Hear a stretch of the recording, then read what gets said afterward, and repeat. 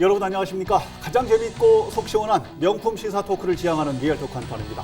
21대 대선이 모두 마무리가 됐습니다. 충북이 선택하면 당선이라는 공식이 이번에도 적중을 했습니다. 무려 9번 내리 연속입니다. 대단합니다. 이번 시간에는 충북 유권자들의 선택 결과와 함께 이번 대선 이후 충북 정치 지형에는 어떤 변화가 있을지 두 분과 함께 분석해 보겠습니다. 최용현 변호사, 박정희 전 청주시의원 함께합니다. 어서 오십시오. 예, 안녕하십니까? 반갑습니다. 안녕하세요. 반갑습니다. 자, 본격 토크 출발합니다. 9번 연속 대통령 당선 적중 충북의 민심은입니다. 오늘 일부러 제가 특별히 힘을 좀 주어봤습니다. 당선 적중. 야, 이 정도면은 진짜 저희가 방송 여러 번 했는데 뭐 쪽집게 뭐 나침반 뭐 이런 얘기했는데 뭐 완전 부채도사 아닙니까? 부채도사. 판 깔아야죠. 와. 요 이전 직전 방송에서 두 분께서 예측도 하셨었는데 그 부분까지 한번 버무려서 오늘 한번 여쭤보도록 하겠습니다. 먼저 총평부터 좀 궁금합니다. 이번 선거 어떻게 보셨습니까? 어쩌면 뭐 어떻게 보면 당연히 이겨야 될 승리였다고 보여지고 예. 어디 가요? 어디가? 여론조사나 출구조사에서도 당연히 이기는 걸로 나왔는데 출구조사보다는 조금 덜 나왔었죠. 예, 그렇습니다. 어차피 승리할 게임이었지만 그래도 이겨서 다행이라고 저는 생각을 듭니다. 기울어진 운동장으로 출발. 박 의원님은 어떻게 보셨는지요? 한쪽을 편을 드니까 한쪽을 편을 안 들 수가 없는 상황인데 그런 게 아니고 사실은 예. 이번은 조기 대선이 있지 않습니까? 예. 사필 규정이라고 생각합니다. 아하. 뭐 윤석열 전 대통령께서 잘못된 계엄 선포를 했기 때문에 원인을 제공했다. 네, 그것 때문에 아마 이번 선거 결과는 이렇게 나오지 않았느냐. 아니 저보다 더 그 대신- 심하네요. 저는 다행이라고 그러는데 저분이 정이라고 그러네. 그 대신 사실은 그런 그 예측 결과보다 이렇게 나온 것은 네. 사실은 이재명 후보에 대한 반 이재명 정서가 많이 포함이 됐기 때문에 그래도 많이 근소한 차이로 졌다고 저는 생각하고 있습니다. 전체적으로 보면은 지금 소수점 떼고 전국적으로 49%대 41% 정도. 그렇죠. 근데 충북은 이제 조금 그 47대 43 정도. 네, 줄었어요. 지금 이런 상황인데 중앙 메이저 언론에서도 충북 도민들의 표심 결과를 굉장히 집중적으로 보도를 하던데요. 예. 이게 지금 유권자 보니까 3% 남짓이에요. 예, 근데 그렇죠. 대한민국의 표심을 대변할 정도로 적중했다? 그 요인이 어디에 있을까요? 일단 이전에 뭐 선거 때마다 자주 말씀을 드렸지만 지금 사회작가에서 말씀하신 대로 유권자 비중으로서는 전국의 3% 비율밖에 되질 않지만은 예. 충북의 어떤 문화적인 지리적인 특성 가운데 있다는 특성이 많이 반영된 것 같아요. 이전에 말씀드린 것처럼 중앙과 지방, 뭐 서울과 비수도권, 그다음 예. 호남과 영남 이런 바람이 불었을 때 그 교차점이 되는 곳이 바로 여기 충북 지역이잖아요. 예. 그렇기 때문에 민심의 뭐 어떻게 보면 민심의 풍향계 예. 바로미터 이렇게 평가할 수 있겠죠. 지난번 방송 때 최 변호사님께서 여론조사 결과 같은 거 분석하셨을 때 전국 여론조사 결과와 충청 여론조사 결과 이런 분석하고 그럴 때 충북만의 결과는 더 벌일 거라고 그때 그렇죠. 분석을 했는데 박 의원께서는 오히려 반대를 얘기했단 말인데 결과적으로는 박 의원께서 거의 더 적중을 하셔가지고 이 요인은 어디 있다고 보십니까? 저는 이번 선거 결과를 보면 딱 느끼실 거예요, 우리 국민들이. 우리나라 지도를 딱 보고 남북으로 딱 갈라버리면요. 예. 동쪽은 빨간색, 서쪽은 파란색 이렇게 되게 딱 거의. 이번에 정확히 그렇게 나왔습니다. 일직선. 이번에 이렇게 나왔는데 네. 그 딱 그리고 우리 또 그 중앙에 가운데를 딱 갈라보면 충북이 또 반으로 갈라집니다. 그러니까요. 충북이.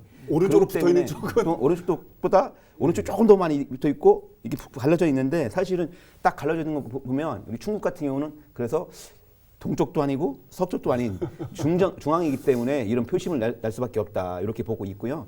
사실은 뭐 우리 충북의 민심이 곧 대한민국의 민심이라고 봐도 똑같은 경향이 나서는 이유 가장 큰 이유가 전국의 모든 사람들의 성향이 다 모여 있다고 보시면 정확하다고 충북에 다 보십니다. 모여 있기 때문이다. 예, 가장 그런 성격이고 사실 충북의 표심이 곧 당선의 결정이다라고 보시면 맞을 것 같습니다. 제가 우스갯소리 좀 하나 하면은요. 이번에 제가 직전 방송에서 8번 연속 충북이 맞췄다 그랬길래 이제 뭐 그냥 자료가 그러니까 그런가 보다 했는데 이번까지 맞추고 나니까 어떤 생각이 드냐면 대선은 뭐 힘들게 전국을 다 해.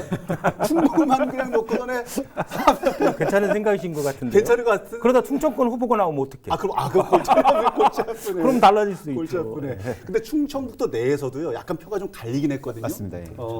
내부적으로 좀 들어가 보죠. 어떻습니까? 지금 박 전 의원님께서 말씀하신 대로 전국을 이제 광역단체 기준으로 나눴을 때 동서가 확 나눠지잖아요. 맞습니다. 빨간색, 파란색 나눠지는데 충북도 그런 경향이 좀 있었죠. 본다고 그러면 충북도 이쪽 서쪽 지역 같은 경우 예를 들어서 청주나 중부 3군 충주 같은 경우는 민주당 그 이재명 후보가 이겼고 예. 제천 단양 저 북쪽하고 동남 4군 같은 경우는 김문수 후보가 왔었거든요. 예. 특히 이재명 후보 같은 경우는 진천과 청원, 흥덕 같은 경우는 그 충북 전국의 8.27%인데 10% 이상 격차가 날 정도로 이재명 후보가 압승한 지역이라고 할 수 있습니다. 그렇군요. 충주 같은 곳은 그 전에도 약간 보수적 성향으로 분류가 됐었는데 이번에 거기서도 이재명 후보가 이겼어요. 0.85% 이기셨는데요. 예. 충주에서는. 예. 그리고 좀 보시면 알겠지만 청주 지역이 이제 도심 지역이다 보니까 여기 청주 지역 같은 경우가 그 이재명 후보가 다 앞서갔고, 예. 그리고 지금 제가 제일 의아한 데가 증평이에요. 증평. 예, 증평은 도시 지역도 아닌데 이 지역만이 약 4%, 4.6% 지금 이재명 후보가 이겼다는 결과가 좀 의아스럽고요. 뭐 음성과 진천은 지난번 국회의원 선거 때도 마찬가지로 이쪽은 혁신 도시가 개발이 되면서부터 또 저기 민주당 보수 진보 진보적 성향이 좀 성향이 있고. 강해진 지역으로 예. 분류가 되어 있고, 말 그대로 뭐 제천, 단양, 영동, 보은, 뭐 괴산, 옥천은 뭐 10% 이상 가까이 10% 이상이죠. 저기 저 보수 후보가 김문수 후보가 이기는 이런 지역인 걸 보면 사실은 이런 건 전체적으로 보면 도심 지역이냐 도심 지역이냐 아니냐에 따라서 예. 표가 많이 갈린 것 같습니다. 아마 제가 농담처럼 말씀드렸지만은 충북만 가지고 대선을 치를 수는 당연히 없는 얘기지만은 이런 결과가 나온 마당이니까 이제는 진짜로 다음 대선이나 이때 충북 지역 주민들의 여론조사 결과 더 예의주시해서 보겠어요. 그렇죠. 후보들도 네. 그런 상황입니다. 어쨌든 선거기 때문에 누구는 이겼고 누구는 질 수밖에 없는 이런 상황. 당선 결과 요인은 어디 있을까? 실패 요인은 어디 있을까? 막 설왕설래 얘기들도 많고 저도 밖에 들어보니까 그 이면에는 단 한 분이 거론되더라고요. 윤석열 전 대통령이 도왔기 때문이다, 뭐 이런 얘기도 하고 뭐 우스갯소리도 하고 그러던데 우선 이재명 대통령 당선의 요인 어디에 있다고 봐야 우리가 할지. 좀 당선의 요인을 거론할 때 윤석열 전 대통령의 계엄과 탄핵 뭐 이런 문제를 얘기할 때는 예. 이미 대선판이 기울어지는 운동장이다. 이미 시작부터. 성패는 뭐 결정됐다. 이렇게 말씀하실 수도 있지만 네. 이거는 패배의 요인은 될 수 있어도 승리자의 승리 요인으로 꼽기에는 원래는 승리한 사람이 장점을 얘기를 해줘야 되거든요. 저게 그런- 잘못됐으니까 네. 내가 잘 된다가 아니라. 네, 그래. 장점을 얘기한다고 그러면 이재명 후보 같은 경우는 기본적으로 탄탄한 지지 기반이 있어요. 예. 지난 대선 때도 47.83%를 그렇죠. 받을 정도로 예. 40대 후반의 기본적인 지지율을 갖고 있거든요. 이것이 첫 번째 장점이 될 것 같고 예. 또한 대선 패배를 했지만 대선 이후에도 능력과 리더십을 탁월하게 보여줬거든요. 그 이후에. 지난 총선에서 압승을 했잖아요. 그랬죠. 그리고 그 이후에도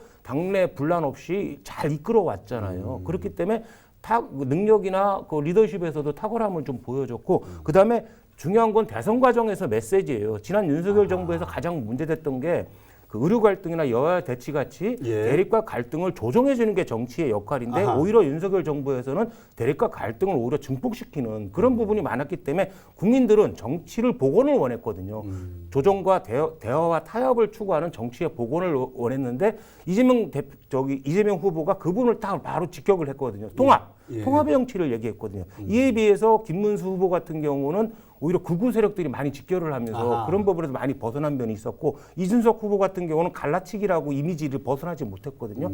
그런 면에서 이 세 가지 면에서 이재명 후보가 승리할 수 있지 않았나 이렇게 생각을 합니다. 상대가 잘못했거나 어떤 잘못된 요인을 제공을 했거나가 아니라 그동안 관리를 나름대로 나름대로 해왔기 장점 때문에. 그렇죠. 그런 장점이 있었던 것 같아요. 그렇군요. 어떻게 저는 분석하십니까? 이 부분에 대해서는 제가 동의할 수 없다는 말씀 먼저 동의할 수 드리겠습니다. 없다. 왜냐하면 예. 자, 아까 말씀드린 윤석열 대통령 때문에 조기 대선이 일어났습니다. 예. 근데 이 부분이 조기 대선이 없었다면, 그러니까 비상계엄 선포가 없었다면 조기 탄핵도 안 됐을 거고 탄핵이 안 됐으면 조기 대선이 없었습니다. 그렇겠죠. 그러면 알다시피 대법원에서 확정된 판결이 나올 결과가 나옵니다. 예. 그러면 이재명 후보는 후보로서도 뛸 수 없는 그런 정치적 지향이 만들어지는 건데 사실 이런 조기 탄핵 비상계엄 선포 때문에 예. 탄핵이 되고 조기 대선이 일어났기 때문에 대통령 후보로서의 자리를 보존할 수밖에 없었던 그런 가장 최고의 수혜를 받았다고 보기 때문에 가장 뭐 이기는 승리자의 어떤 그런 역할보다는 사실 이런 리스크가 있었다, 이런 문제가 있었다는 얘기를 좀 지적해주고 싶고요. 당선이 됐더라도 잘해서가 아니다. 잘해도 아니죠. 그리고 특히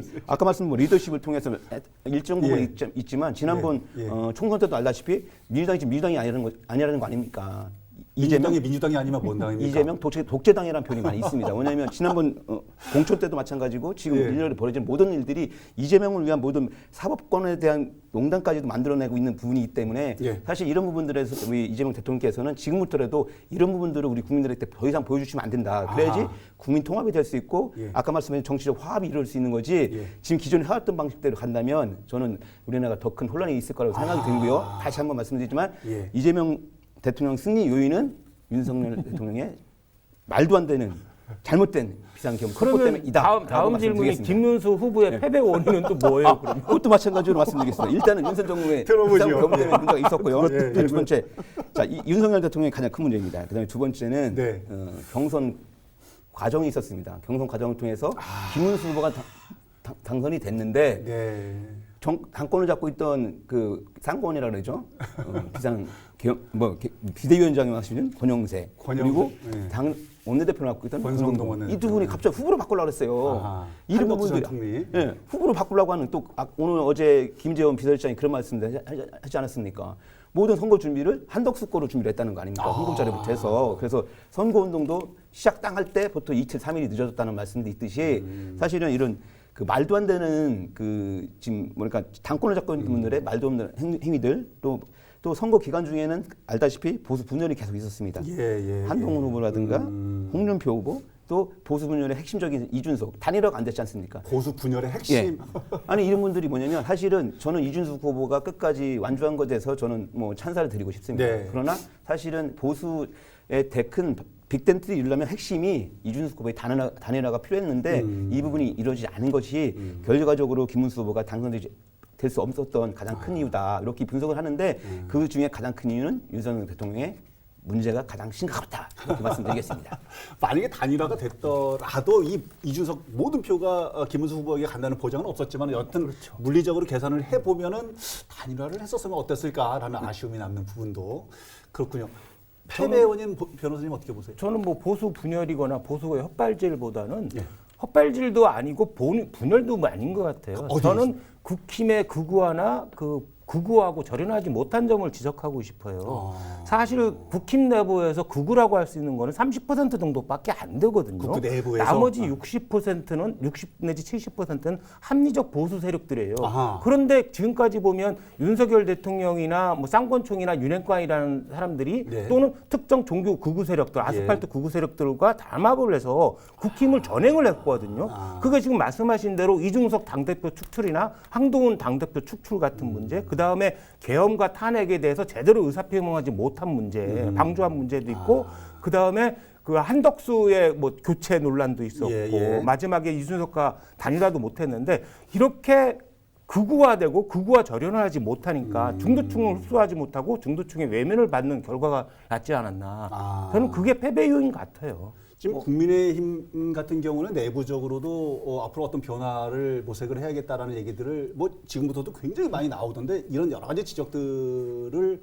가지고 좀 달라져야겠죠. 많이 달라져야죠. 사실 지금 이번 같은 선거 체제로서는 앞으로도 정권을 잡기는 불보듯이 뻔합니다. 이 부분에 대해서는 앞으로 그래서 보수 뭐 20년이 죽었다는 소리가 나올 정도인데 예. 사실은 지금 이번 계기를 통해서 사실은 이제 보수 빅텐트가 다시 정확하게 이루어져서 예. 사실은 좀 더 개혁하고 혁신할 수 있는 인물을 좀 추대해서 정말 보수의 빅텐트를 만들어야지 지금 이제 입법권을 완전 장악하고 있고 또 이제 행정부까지 장악한 또 앞으로 사법권까지 장악하려고 하는 거대 민주당을 대항할 수 있는 그런 힘이 생기지 그렇겠죠. 지금 기존의 이런 방식으로 움직였다가는 정말 맨날 길거리에서 피켓이나 들고 반대한다 이거밖에 할 수 없는 머리 깎고. 정말 머리 깎고. 그 힘없는 존재가 없는 야당을 할 수밖에 없기 지금, 때문에 처절하게 반성해야 된다고 생각합니다. 예. 지금 대선 이후에 국힘 내부에서 지금 의총을 하냐 마냐, 전당대회를 하냐 마냐, 책임이 누구냐 뭐 이렇게 싸우고 있을 때 그렇죠. 세 가지가 있는 거거든요. 지금 예. 여전히 완고한 보수, 극우라고 표현이 좀 꺼림칙하다 하면 완고한 보수 세력이 계속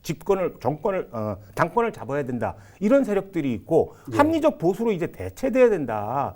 그 극우 세력 쫓아내고 합리적 보수가 정권을 잡아야 된다. 이러다가 결국 분당되지 않나. 이럴 정도로 지금 국힘 내부에서 이 양 세력들이 극단에 지금 대립을 하고 대선 패배의 책임을 놓고 이제 당권을 누가 잡느냐? 예. 이것이 지금 전국의 핵심인 것 같아요. 아, 그렇군요. 맞습니다. 그래서 그런 말씀 때문에 제가 아까 말씀드렸지만 지금은 뭐 내가 아니면 안 된다는 것보다는 예. 대기종국의 마음으로 내가 내려놓고 내가 우리 국가를 위해서 희생한다는 정치인의 가장 기본적인 마음으로 이번 그 선거 결과를 겸허히 받아들이고 정말 새로운 인물이 다시 보수의 진 뜻을 이뤄낼 수 있는 그런 후보, 그런 당을 맡을 수 있는 사람이 새로 나타나야 된다고 저는 생각하고 있습니다. 그렇군요. 저도 그런 면은 동의를 해요. 우리가 잘못 알고 있는 것이 예. 우리가 사회 발전을 이끄는 것이 진보가 얼마만큼 치고 나가냐 이렇게 생각을 하지만 사실은 아니에요. 아니다. 보수가 얼마만큼 그만큼 올라와 주냐 이것이 중요한 거거든요. 그래야지 전체 사회 발전이 되는데 만약에 보수가 퇴행하거나 더 완고하게 되거나 극우화가 된다고 그러면 사회 발전은 없거든요. 국힘 보수의 총본산이라고 할 수 있는 국힘이 합리적 보수보다 합리성을 갖고 중도성을 갖고 변화한다고 그러면 예. 우리나라 전체가 한 단계 발전할 수 있는 거거든요. 그런 점에서 대선 패배 이후의 국힘의 변화 어디로 갈 것인가가 지금 중요한 것 같아요. 지금 두 분 말씀을 듣다 보니까 많은 분들이 말씀하시는 내용들을 같이 말씀을 해주신 것 같아서 저도 좀 이해가 많이 되는데 보면은 뭐 민족 성향, 뭐 진보적 성향이 있는 분들이라고 해서 보수가 뭐 폭 망했으면 좋겠다. 그렇죠. 반대로 당연하죠. 보수적 성향이 있는 사람들이 그렇게 하지 않습니다. 서로 건강하게 잘 균형 발전을 이루어야지만 대한민국 발전도 이루어지니까요. 근데 어쨌든 결과적으로 대선은 끝이 났고 누군가는 이겨서 지금 새 대통령이 됐고요. 정권이 바뀌었잖아요.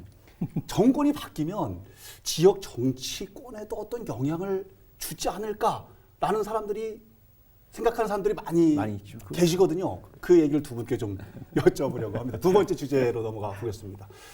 충북 정치권 지형 변화는입니다. 대통령이 바뀌고 정권이 바뀌면 지역 정치 지형도 막 그냥 소용돌이 치면서 확 바뀝니까? 어떻습니까? 그렇지는 않죠. 지금 그렇지 대선 않습니까? 결과에 따라서 당장 지역의 정치 지형이 변화된다? 그렇지는 않죠.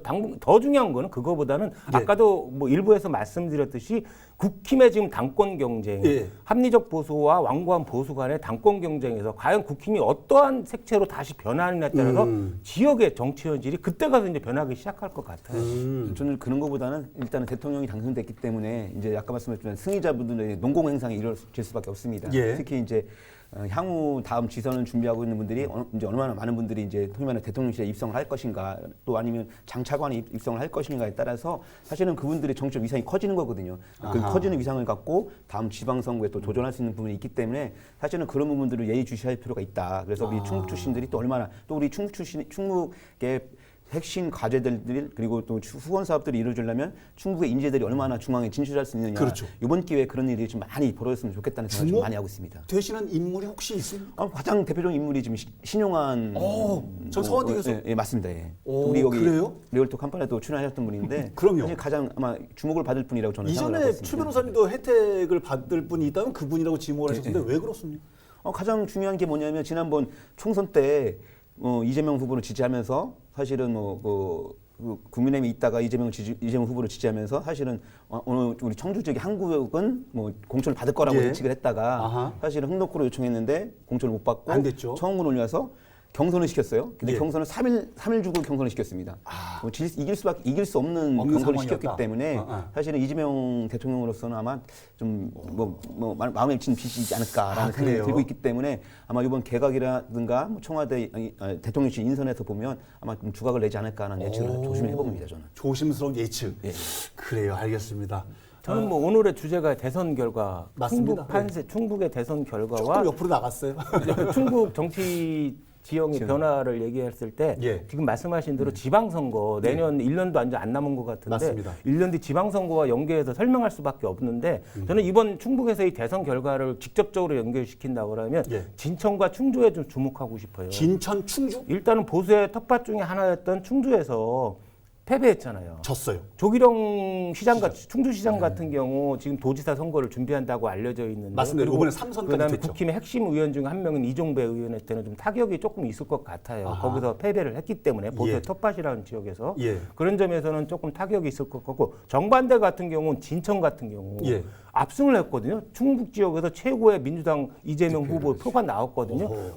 그렇기 때문에 마찬가지로 도지사를 준비하고 있다고 알려져 있는 송기섭 진천군수 같은 경우 그다음에 중부 3군에서 다 이겼어요. 전부 이겼죠. 그 해당 지역구가 이모선 의원이 이모선 의원, 삼선. 아마 제가 알기로는 이모선 의원이 요번에 대선 과정에서 경호 책임자를 맡은 것 같은데 이재명 대통령이 채찍꾼으로 활약했기 때문에 이모선 의원 같은 경우 앞으로 상당히 기대가 된다고 그다음에 송기석 군수하고 두 분은 상당히 기대된다고 할 수 있을 것 같아요. 아, 그래요? 오. 어떤 변화가 있을지 진짜 굉장히 궁금. 그렇게 또 설명을 해주시니까 더 그러네. 우리가 송기석 군수 지난번에도 한번 이 자리에서 얘기했던 경험이 있었었는데 지금 그 송기석 군수 같은 경우에는 박 의원님 얘기를 자꾸 제가 이렇게 좀 소개해서 좀 뭐합니다만은 청주 지역에서도 굉장히 활동을 활발하게 하고 계시다고. 예, 맞습니다. 우리 저기 진천 구수 송익 구수는요. 이번에 득표율도 상당히 뭐 14% 가까이 차이를 낼 정도로 진천에서 뭐 완벽하게 민주당에서 승리를 거둔 것도 있고요. 예. 사실은 뭐 진천 군정을 잘 이끈다고 많은 소문을 좀 나고 있고 예. 또 이분이 내년에 도지사를 준비하면서 사실은 청주 지역에 많은 활동을 지금 하고 있습니다. 그래서 청주의 다각적인 분야에 계신 분들과의 교류와 접촉을 통해서 좀 정말 왕성한 활동을 하고 계시는데 사실은 지금 민주당 쪽에서는 지금 도지사 후보로 가장 역동적으로 움직이신 분이 우리 송기석 군수라고 저는 보고 있습니다.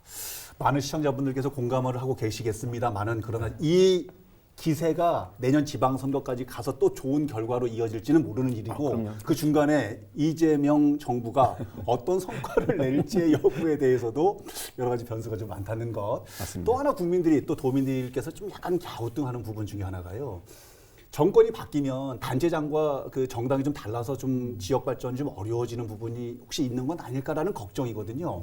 지금 민주당에서 정권을 잡게 되면은 충청북도도 또 청주시도 국민의힘 단체장이 소속이 또 그렇게 돼가지고 지역의 사업 같은 거 이어나가는데 좀 어려움은 있지 않을까라는 걱정도 있습니다. 그럴 가능성을 배제할 수는 없겠죠. 아니 근데 그 지난번에 그 말씀드렸지만 어제 그 김영환 지사께서 그 예. 새 정부에 드리는 말씀을 성명서를 냈잖아요. 성명서 냈죠. 네, 냈어요. 사실은 사실은 제일 걱정되신 분이 김영환 지사거든요. 사실은. 제일 걱정이 저는 제일 걱정되신 분인데 왜냐면 그렇죠. 이재명 대통령이 당선되면 예. 여러 가지 사법적인 그 문제에 소지가 가장 있으신 분이 김영환 지사이기 때문에 그렇죠. 좀 그런 걱정이 좀 솔직히 좀 되는 부분이 있는데 그걸 떠나서 우리 도정을 잘 이끌고 우리 도민 수건 사업을 이끌기 위해서 어제 우리 새 정부에 드리는 말씀이라는 성명서를 발표했는데 예. 상당히 긍정적으로 잘하셨다고 저는 보고 있습니다. 역대적으로 보면 저희 충북 특히 청주 쪽에서 보면 충북과 청주는 예. 중앙정부하고 이렇게 같이 매치된 경우가 그렇게 많이 않았어요. 사실은 지금 잘 살펴보시면 그래서 예. 그런 그 지역 수건 사업들이 잘 이루어지지 않은 경우가 있었는데 그런 것에 비하면 선제적으로 좀 그 새로운 정부에 대한 희망도 말씀드리고 또 지역의 수건 사업들이 이루어지기를 바란다는 말씀드렸고 예. 특히 보면 이재명 대통령 후보는 그래도 다행인 것은 예. 우리 충북에서 요구했던 9개 상황, 95개 공약 사항을 거의 대부분 받아들여서 아마 그 핵심 공약으로 좀 민주당에서 반영을 했기 때문에 아마 그런 일들이 차질없이 진행될 수 있을 거라고 저는 믿음을 갖고 있습니다. 정당 색깔은 다르더라도 그럼요. 앞으로 나아가려고 하는 방향은 같기 때문에 아까 말씀드렸잖아요. 우리 충북의 민심이 바로미터이기 때문에 충북에서 좋은 이런 사업들이 잘 진행돼야지 나왔습니다. 다음에도 있다. 나왔습니다. 죄송합니다만 나왔습니다. 죄송하지만은 축하 메시지는 전국의 광역단체장 거의 모두가 냈어요. 여야를 불문하고 김영환 지사만 낸 건 아닌데 그래서 뭐 김영환 지사가 축하 메시지 보낸 거를 칭찬하고 싶지도 않고 비난하고 싶지도 않아요. 절대. 근데 다만 그 말씀은 좀 하고 싶어요. 축하 메시지나 중앙무대 정치적인 문제에 대해서는 이번이 마지막으로 좀 알라.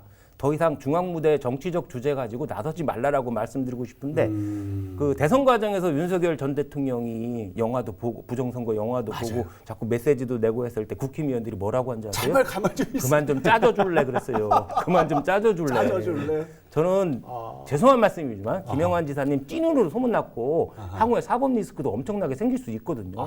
선거 관련 위반 죄도 문제가 될 수 있고 그 탄핵 반대 성명이나 계엄 찬성 취지의 그런 발언들이 문제가 될 수 있고 한데 그만 좀 해주셨으면 좋겠습니다.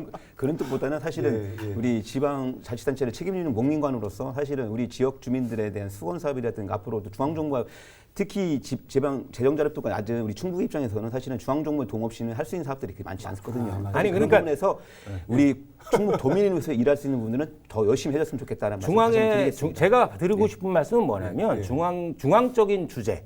그 다음에 정치적인 주제 가지고 자꾸 메시지 정치, 이미지 정치 하지 마시고 지방의 민생이나 현안 챙기시고 그다음에 민주당 소속의 지금 저 청주시는 다 네 명 다 저기잖아요. 민주당 소속이잖아요. 이런 분들과 좀 대화도 하고 아하. 그리고 현안 같은 것도 부하 관료시켜서 챙기고 이렇게 하시라는 거지. 중앙적인 정치적 주제 가지고 메시지 내고 이벤트 하고 막 이러려는 거죠. 아하. 이제는 자제를 하시라는 거죠. 이제 임기도 많지 않기 때문에 다행스러운 건 어쨌든 간에 뭐 충북에서 지금 해 나가고자 하는 이슈들을 중앙 정부에서도 많이 바람직하게 보고 있어서 내년 지방선거에서도 좋은 결과를 낼 수 있는 가능성은 그래도 있는 거 아닙니까? 성과를 내다 보면은. 그렇죠. 그건 당연히 이 방송을 자주 보신대요, 김영환 시장께서. 나쁜 얘기만 자꾸 하면 안 돼요.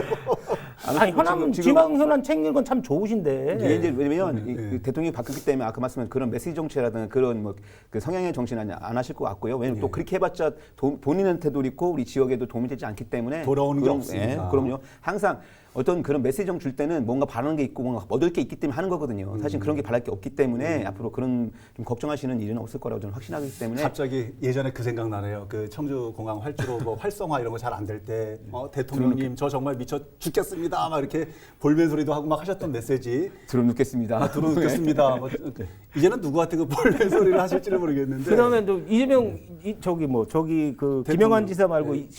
이범석 시장도 있잖아요. 청주시장. 오히려 이범석 시장 같은 경우는 김영환 지사하고 정반대였잖아요. 예. 중앙의 정치적 주제 가지고 거의 언급도 안 하고 그냥 현안만 그렇죠. 챙겼잖아요. 그렇죠. 이제 내년 지방선거 있으니까 좀 정치적인 모습, 관료적인 모습, 단체장적인 모습이 아니라 정치적인 모습도 좀 보여줄 필요가 있고 예. 그다음에 청주시 4명 다 초선 의원들이지만 다 민주당 소속이거든요. 그렇죠. 이분들과 좀 대화도 하고 협치도 하는 모습도 좀 그런 보폭을 좀 넓히는 것도 좀 필요할 것 같아요. 사실 그것들은 정말 예. 가장 시급한 현안이라고 봅니다. 왜냐하면 아까도 말씀드렸지만 우리 청주시든 충청북도든 중앙의 도움 없이는 어떤 사업을 하기가 힘든데 사실 그런 가교육 하시는 분들이 국회의원들이거든요. 그렇죠. 그분들을 충분히 활용할 필요가 있다라고 저도 말씀드리고 싶습니다. 두 분께서 언급을 하셨습니다만은 이제 대선 시계는 끝이 났고 지방선거 시계가 돌기 시작을 했습니다. 이제 이후에 리얼토크 한판에서도 이제 그런 얘기들이 이제 속속 드러나게 될 텐데 어떤 분들의 이름들이 거론이 되고 그분들의 행보가 어떨지도 좀 궁금해집니다. 끝내기 한판으로 시간 정리해 보겠습니다. 변호사님. 저는 뭐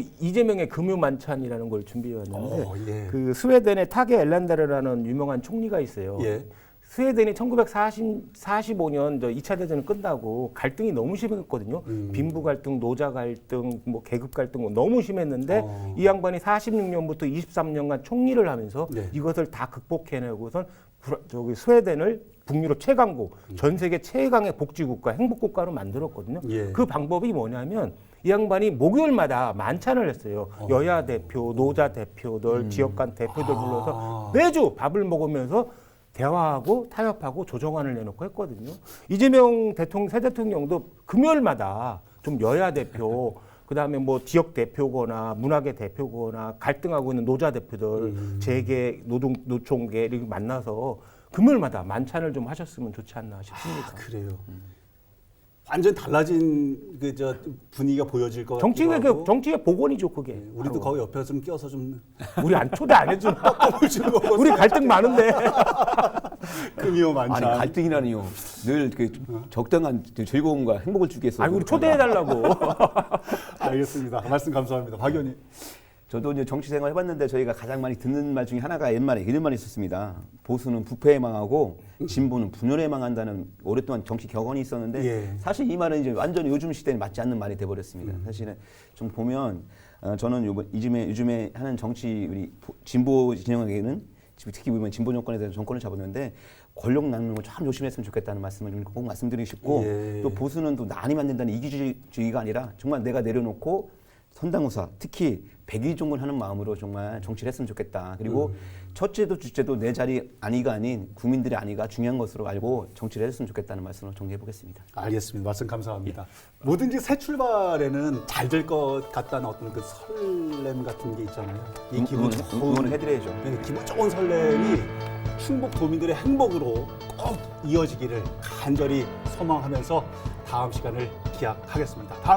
다음 시간에도 리얼톡 한판!